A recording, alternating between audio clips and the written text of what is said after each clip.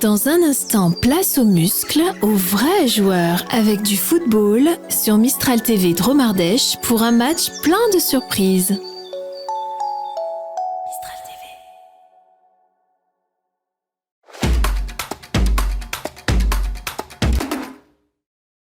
Place au sport maintenant avec votre résumé de match Séquence Foot présenté par l'agence de communication 72 DPI à Valence. Séquence Foot, partenaire du football en Dromardèche.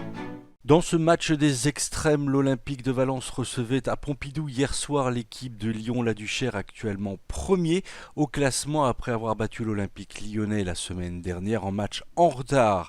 15 jours avant, les hommes de Malik Vivant ramenaient un point à l'extérieur contre cette même équipe de l'OL.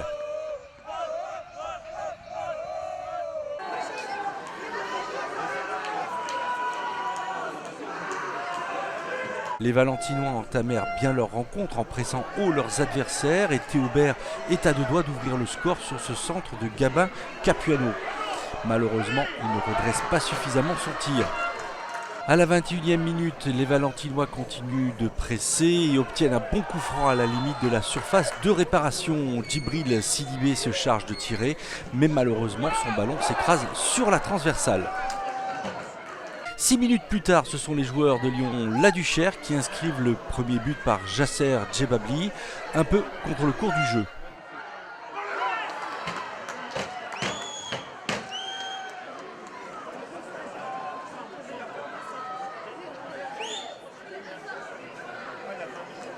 En toute fin de première mi-temps, sur cette mauvaise relance de la défense rhodanienne, Kenny Herbin est à deux doigts d'égaliser. Malheureusement pour lui, son tir est bien stoppé par Alban Rambaud. En seconde mi-temps, Mohamed Benter enfonce le clou sur ce second but à la 54e minute de jeu.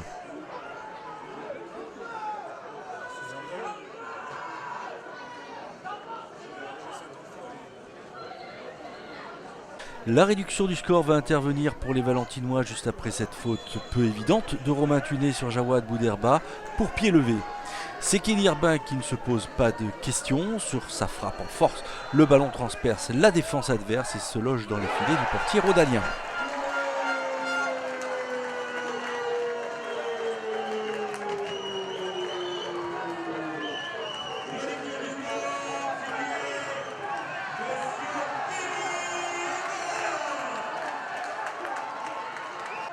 A noter ce carton rouge pour le défenseur valentinois Missaoui Ayashi en toute fin de rencontre qui visiblement a commis une faute en tant que dernier défenseur. Malheureusement, plus rien ne sera inscrit dans cette rencontre et les Valentinois restent calés dans les abysses de ce championnat de National 3, juste devant Vaux-en-Velin, défait chez lui par l'Olympique lyonnais et devant un Sud qui réalise un match nul sur le terrain de Clermont. Dans 15 jours, les Valentinois se déplacent chez la Lanterne Rouge 1 Sud. Une victoire à l'extérieur relancerait les hommes de Malik Vivant dans ce championnat de R3. Ouais, mais pour l'instant, c'est surtout les points et la dynamique qui nous intéressent plus que le classement parce qu'il reste beaucoup de temps et que tout peut évoluer vite. Non, on est content après une première mi-temps assez difficile où Valence s'est créé des situations, mais on a été, nous, plus efficaces. Je pense qu'on fait un très bon début de deuxième mi-temps où on fait le break assez rapidement. On aurait même pu mettre le troisième. Après, Valence revient bien, c'est une équipe qui se bat, qui a de la qualité. Et puis, on a souffert jusqu'au bout, mais bon, c'est ce qu'on attendait. Être premier au classement, quand même, c'est un objectif de terminer premier du championnat. C'est un objectif final. Maintenant, c'est plutôt anecdotique. Mais effectivement, nous, notre objectif, c'est d'être dans le sprint final, à la lutte avec les autres ou devant si on peut. Quand on voit la première mi-temps, on a 5 occasions franches, on tape le poteau encore une fois. Ils s'en sortent vraiment bien avec le 1-0. Après on fait une entame de deuxième qui me plaît moins parce qu'on avait le vent en contre. Il faut dire que le terrain aussi est en état catastrophique, faut le dire. Voilà, donc c'est pas facile pour produire du jeu. Et du coup cette deuxième mi-temps, cette entame, le but qu'on prend il est dommage. Après on a repris le dessus, on a restabilisé les choses.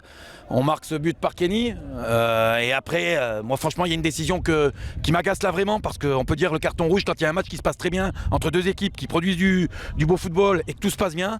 Ah, s'il veut, c'est le dernier défenseur. Voilà, donc je préfère le dire à vous qu'à lui, mais franchement, ce carton rouge, alors qu'Hayashi a fait un super match, il a défendu debout tout le match, il a fait très peu de fautes. On vient lui mettre un rouge là, c'est très facile dans le temps additionnel de mettre un rouge à un de mes joueurs.